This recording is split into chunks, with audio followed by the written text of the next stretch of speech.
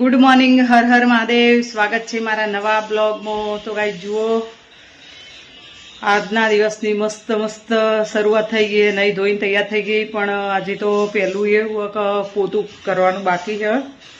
આજે તો વિચાર નહીં ધોઈને પછી જ પોતું કરવાનું. દાળ ભાત મૂકી દીધા હી, રોટલીનો લોટ બંધાઈ ગયો, કપડાં બાફી કાઢ્યા એ બધા. બસ હવે મશીનમાં નોખવાના બાકી છે અને પોતું કરવાનું બાકી છે. અને માનસીને દવાખાને લઈને કૌશલપુરી જાય, હું નહીં જઈ. કારણ કે શું થયું ખબર કે મારે કોમ બહુ બધું હતું. કારણ કે એ બે જણો તોથી દવાખાનેથી આવું, આવીને માનસી ચાણ જમવાનું બનાવો, એટલે મારે બનાવવાનું હું અહીંયા જ બનાવું છું હું. અને આચલ ઘેર એકલી હોય એટલે આચલને પાછું થોડું વચવાનું ને એવું બધું હોય છે કોલેજનું કોમ. અને બીટુ માનસીના ઘેર વચવા જાય છે, એટલે એક જણું ઘરે સંભાળે એવું હોવું જોઈએ ને, ઘરમાં કોમ કરે એવું. એટલે માનસી કે મમ્મી તું ઘેર જ રહે અને હું જઉં છું. તો ચલો બ્લોગમાં બન્યા રહેજો. આગળ આગળ બ્લોગ જોવા માટે આજનો દિવસ અમારો કેવો જાય. તો ગાઈસ મસ્ત દાળ બની ગઈ છે. આ બાજુ ભાત બનાયા. આ દાળ અલગ કાઢી હા લોકો માટે. આંચલને ગોળ ખોડવાળી ખાતા નહીં ને એટલે આંચલ બનાવે છે રોટી. કપડાં પલાળીને રાખ્યા, હજી મશીનમાં નહીં નોખ્યા, બાકી નોખવાના.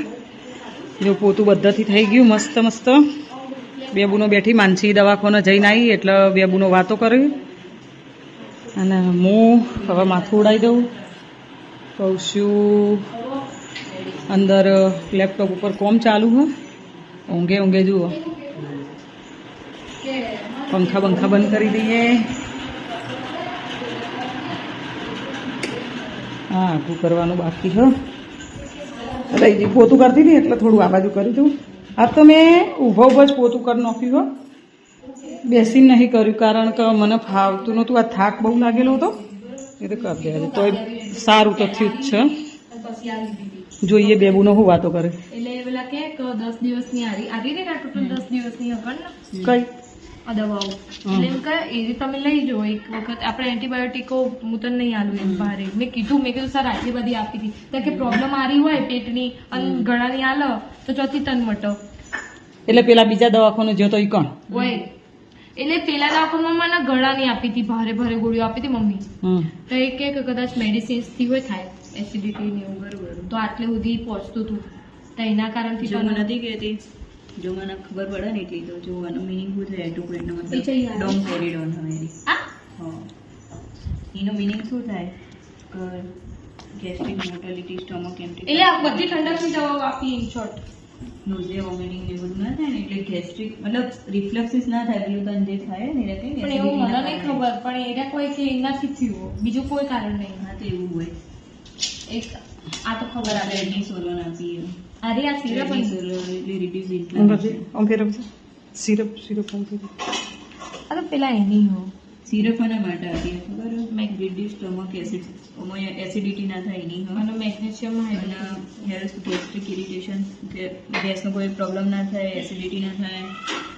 અને આ પાછું આવે ને ઈરું ના થાય એના માટે. તો અમે અમુક ગોળીઓથી એ થાય કોઈ થાય જ નથી ગોળીઓ તો. સિટ્રેટ દવા મેં કીધું સર અમે બંધ જ કરી દીધું તીખું ખાવાનું. અત્યારે હાલ કેટલું મરચું નાખ્યું. હા ભાઈ આટલું સહેજ મરચું નાખ્યું. ચલો તો હવે હું કોમ કરું. કાશ્મીરી મરચું વાપરવાનું ચાલુ કરી દો. કાશ્મીરી બિલકુલ તીખું ના આવે. આજ મારો છોકરો થોડો ઠીક લાગે નહીં. મારી છોકરો ઠીક થઈ ગયો.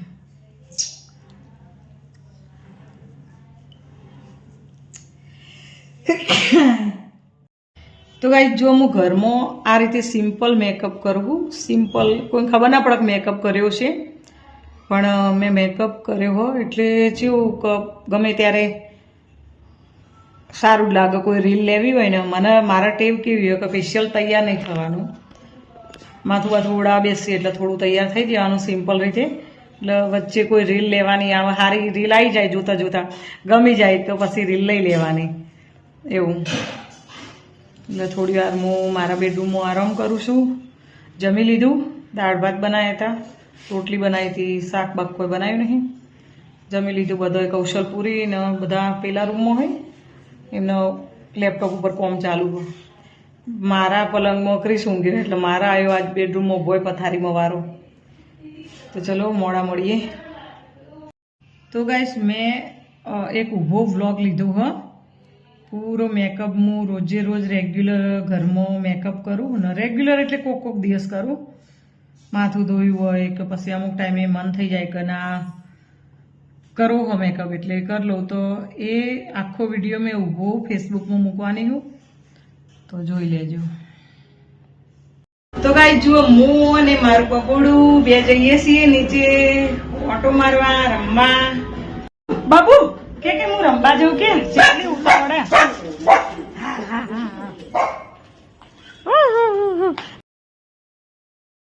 નીચે દોડાઈને થકવાનો કે આપણે જોઈએ હો બીટુ દીદીની અમારી એક્ટિવાઓમાં એની ખબર પડે મારું બેઝમેન્ટ ગ્રાઉન્ડ ફ્લોરમાં લાવી એક્ટિવા બે જા ચી ખબર પડે જો જો ચી ખબર પડે કે આ બીટુ દીદીની એક્ટિવા દીદીની હતી જો ભાઈ દીદીની એક્ટિવા ખબર પડી છે એ છોકરા જતા રહે ને તો છોકરા લોહી પી ગયો તો બસ રમો તમે રમતો તો એમ નહીં જતા રહે હેડો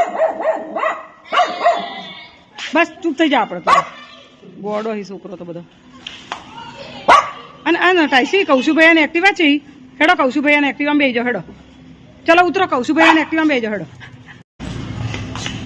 બીજા તું પગ લઈ લે જઈ ઉપર આવી જા પગ લઈ લે તું તાજી ઉપર બેસી જા કૌશુભાઈ ને એક્ટિવા ઉપર બેસી તો ગાઈ જુઓ ટાઈસુન મોકલી દીધો આચલના હંગાત અને મોન માનસી બે દૂધ લેવા જઈએ પણ મારા ચોથના અચાનક દર્શન થઈ ગયા તમે કરો જુઓ હું તમને બતાવું હો ભગવાનનો ફોટો હાથમાં રાખીને પછી ચોથના દર્શન કરજો તો જુઓ મસ્ત કેટલી ચોથ ઉગી હ તો ભગવાનનો ફોટો રાખીને દર્શન થઈ ગયા દર્શન તો ગાઈ સાસુ ગયા છે 9 હા ચલે ખીચડી બનાવી મરચા તળ્યા પરોઠા બનાયા ચલો વ્યૂ બતાવું મસ્ત અમદાવાદનો વ્યૂ બતાવું જુઓ અમારા અમદાવાદનો આટલું મસ્ત વ્યૂ આવે નાઇટમાં કેટલું મસ્ત લાગે ને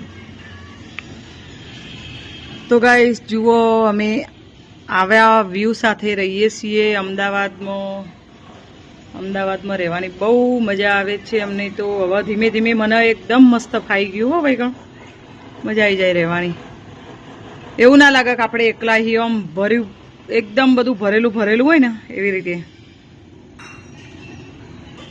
ચલો તો હવે પેલા વાટા થોડા તળી દઈએ કચોરી જો હું આવું ને એટલે અમારે ટાઈસુન આપવા જોવા કોના શોધી કરીને કોના છો વહુવારું ટાઈસુ એવું કહેવા એવું ગીત હા બેટા એવું પછી એ છોડ્યું કે ખબર ગોવિંદની દીકરીને નથી કર્યા બરથાર હા આવું હે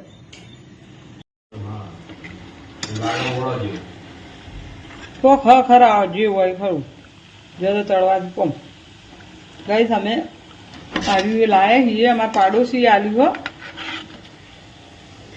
એ રસોઈ બનાવવા જોઈએ ને મોટું રસોડું હતું તે મોટા રસોડામાંથી કોક સાર્યું કચોરી ના કહેવાય ને હવે કોક બીજું પણ હું કચોરી કહું અને કોક નોમ તો પાડવું ને એનું આપણને ખબર હોય ને તમને ખબર હોય ને એનું નોમ તમને કોમેન્ટમાં કહેજો અસલીમાં અમને ખબર નહીં તમને ખબર હોય તો કોમેન્ટ કરજો દાલવાળા સર બાપુ છે લે ચણામાંથી બનાવજો જો ચણા કે મગની દાળમાંથી બનેલા કરકરા વડા એવું તો ગાઈસ આટલોથી બ્લોગ ન કરું ફ્રેન્ડ બ્લોગમાં ત્યાં સુધી બાય આવા નવા બ્લોગ જોવા માટે મારી ચેનલને સબસ્ક્રાઇબ કરો.